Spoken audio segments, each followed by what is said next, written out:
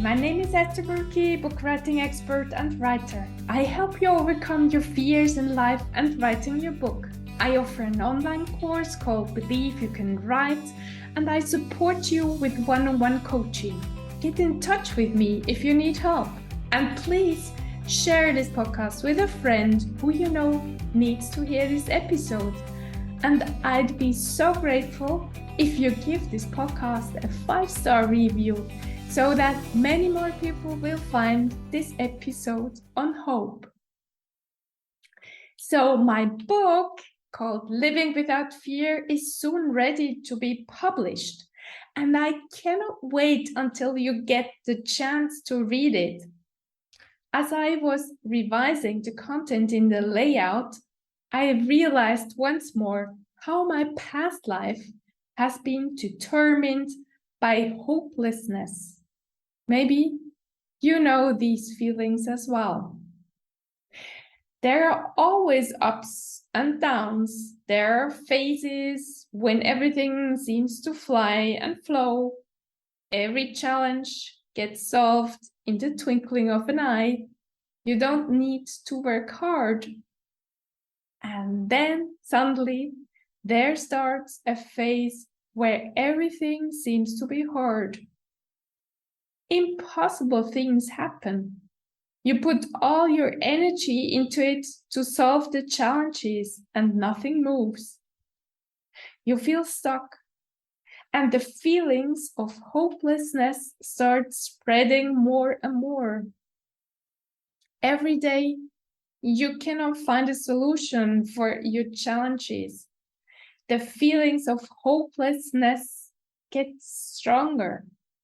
You might wake up and already feel tight in your body, or you realize this heaviness in your breast, and you can hardly breathe. The thoughts in your head are running.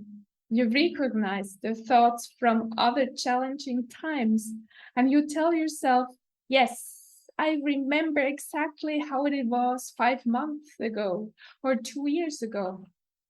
I felt like a failure. I felt I'm always doing the wrong things. Others are so much better than I am.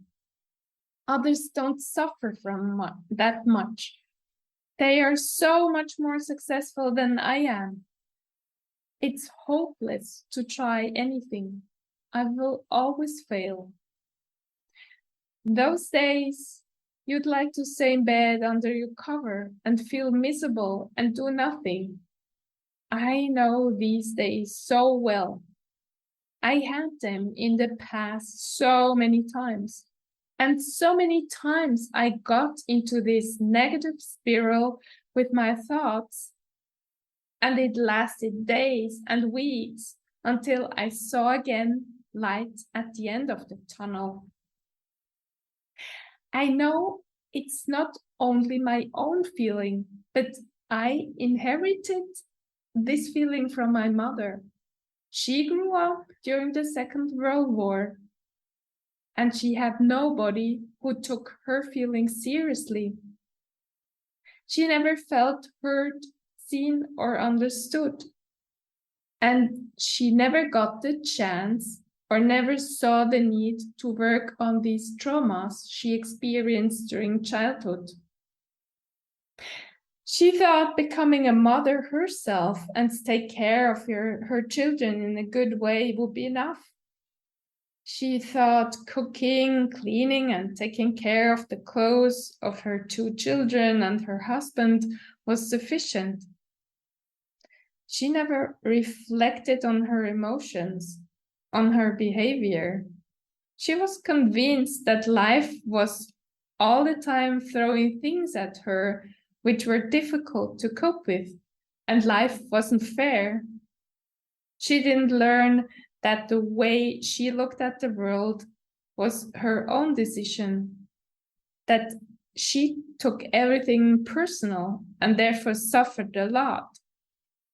She didn't know that she could give another meaning to the things that happened to her, that she could learn something from it. And that's why she could only see hopelessness during many times and many phases in her life. Even now, at 87, she thinks her health is hopeless, and she cannot recognize that her glass is still half full, but not only half empty. And every time I'm challenged in my life, my first natural reaction is like hers. And that's why I felt so hopelessness in my past life. That's why I wanted to give up my life for so many times. That's why I had my depressions during many years.